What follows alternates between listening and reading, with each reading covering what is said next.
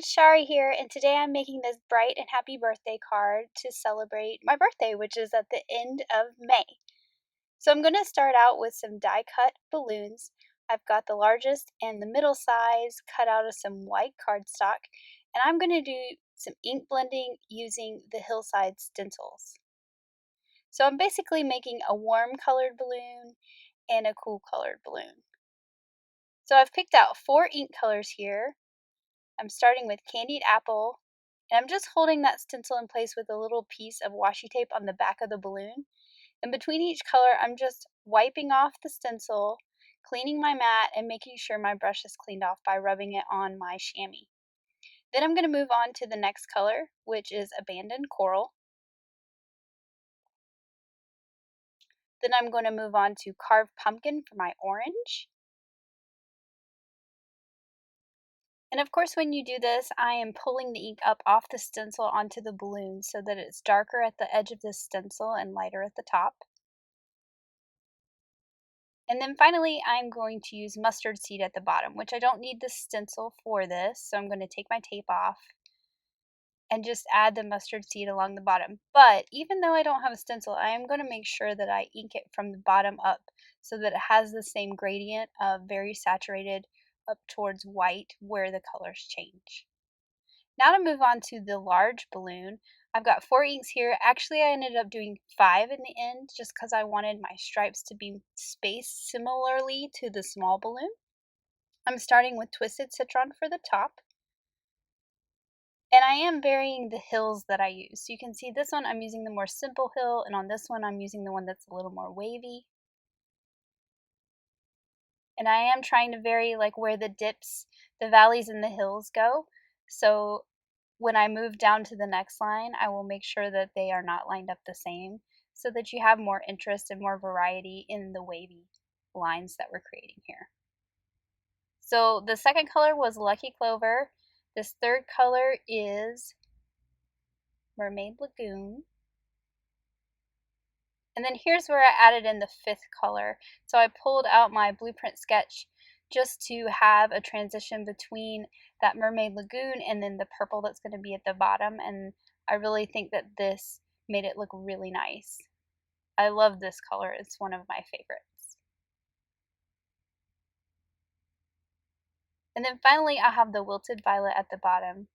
Again, working at the bottom and pulling it up just like I would had there be a stencil here.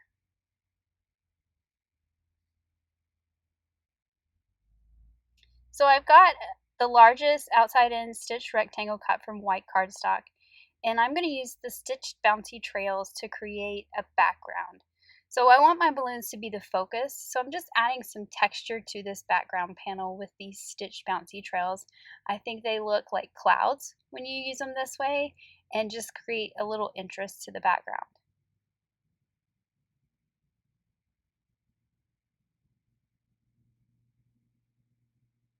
So I'm just running that through my die cut machine, and you can see that it just leaves the stitching detail. It doesn't actually cut a line. Now to work on the sentiment, I'm using the big scripty words for the word birthday, and then I'm going to use this happy in the happy, happy, happy add-on set.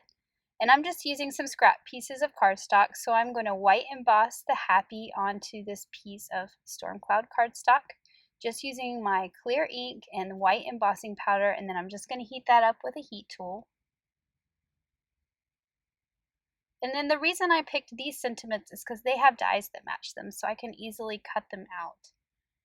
So I'm just going to line up the coordinating die and run that through my die cut machine. Now for the word birthday, I'm using the big scripty words, and I'm using a piece of narwhal cardstock. I'm doing the same thing and white embossing. So I'm going to have variety in the font of the sentiment that I have on the card, as well as the cardstock colors that I'm using. So now that I've got that stamped out with the embossing powder, I'm just going to heat it up with my heat tool. And then of course these have coordinating dies as well that will cut out that scripty word, which just looks so cool when they're cut out. So now that I've got my sentiment words cut out, you can see how this is all going to kind of lay out on this card panel that I've got here. And I'm going to work on my balloons a little bit. So I'm going to add strings. Now this die set does come with strings that you can cut out of cardstock, but I thought it would be fun to add a little bit of texture and add some actual twine. So I've just got some black twine here, and I'm taping it to the back of the balloon just with a piece of washi tape. And then I'm just going to trim the end off. So here's my string. And then I'm going to take another piece of that twine and tie a bow around that little tail at the bottom of the balloon, like the string is tied onto the balloon. So this just adds some extra interest by using twine. My string kept curling up on me, so that's why I put the washi tape there to hold it down while I tied my bow. And actually, I find that if I tie a bow upside down, it actually ends up right side up, which is kind of strange. I don't know if anyone else has experienced this, so that's why I flipped my balloon upside down and tied my bow upside down. For whatever reason, when I do this, my tails end up in the right direction. So I'm going to do the same thing to the smaller balloons so that they match. And then I've just added some liquid glue to the back of this big one, and I'm going to place it up towards the top left corner of my panel. You can see that it's partly hanging off. Some of that will get trimmed off in the end. And then I'm going to add some foam squares to the back of the smaller one so that they have some dimension from each other. And then I'm just going to layer that one over the big one, going off the right side of this card panel. Also making sure that that bow that I tied does not get stuck underneath. So now that these are in place, I can take the strings and I'm just going to pull them to the bottom and around to the back, and I'm just going to secure them with some washi tape on the back of the panel.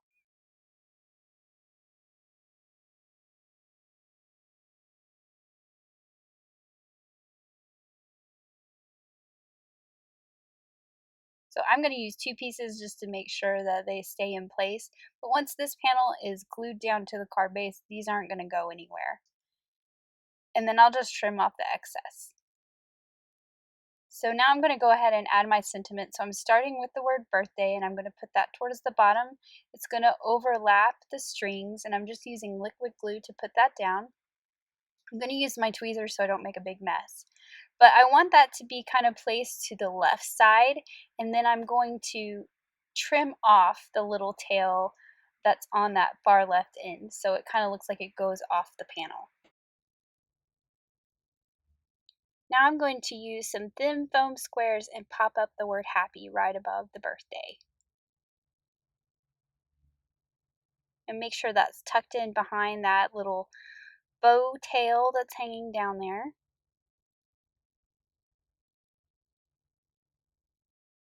Now that I've got all the pieces on my panel, I'm just going to cover the back with some foam tape here, and I'm going to mount it to my card base. And I'm using a piece of fog cardstock for my card base so that it's slightly different than the white. It gives it a really subtle frame, and it kind of goes with the grays that I used on my sentiment.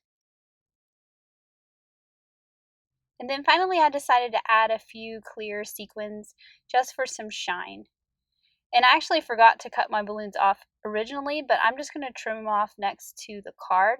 So it is kind of a nice look because they kind of flow over that mat of the card base all the way to the edge of the card.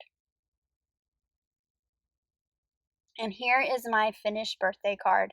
It's bright and happy and would make anyone smile. Thanks for watching. Have an amazing day. Bye.